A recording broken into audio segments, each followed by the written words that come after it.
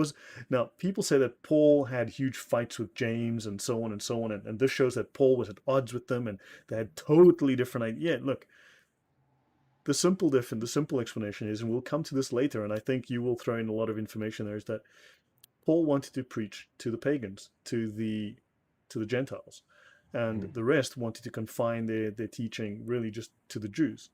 And for about 8 years, 7 or 8 years, this is what occurred. But then eventually Paul said, look, we need to take this message further. This message is universal.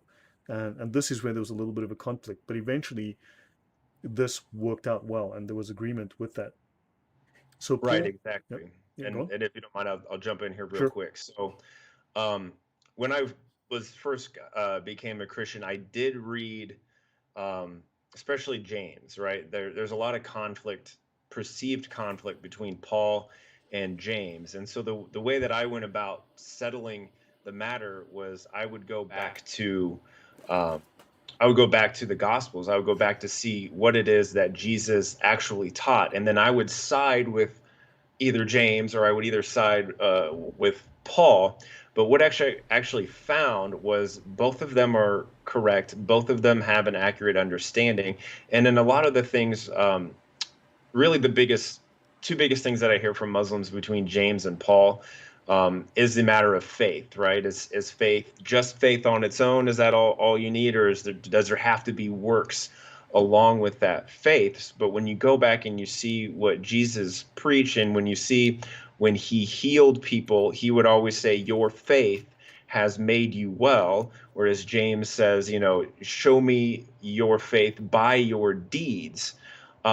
So let's take into consideration the woman who was bleeding for 12 years came to Jesus. He says, "Woman, your faith has healed you." Healed you. Her faith was not just um, her believing that he would heal her. Her faith was demonstrated by her going out and finding him. So there's really no odds or anything like that between the two of them. It's just a matter of how they express their understanding of the gospel and of the truth.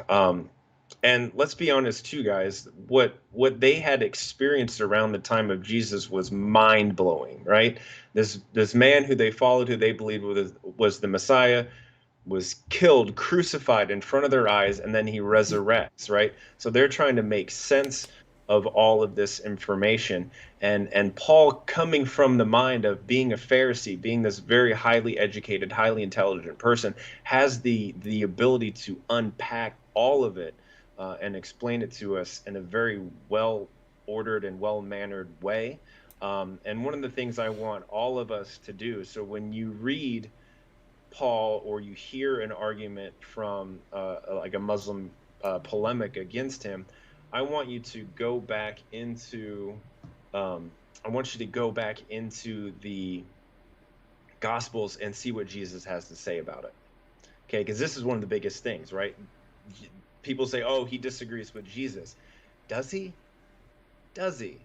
He doesn't. No, he Go read doesn't. it for Yeah. yourself, and we'll unpack this too as we continue to move forward. But that's just one thing I wanted to get off Excellent. my Thank chest you. here. Yep. So let's continue then.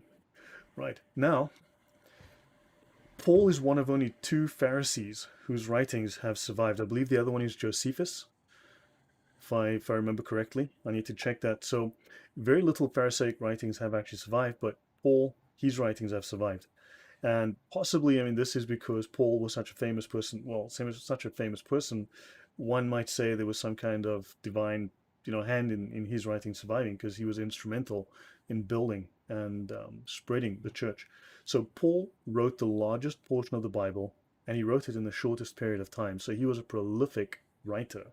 He obviously did a great deal of thinking. He then applied his mind and he wrote.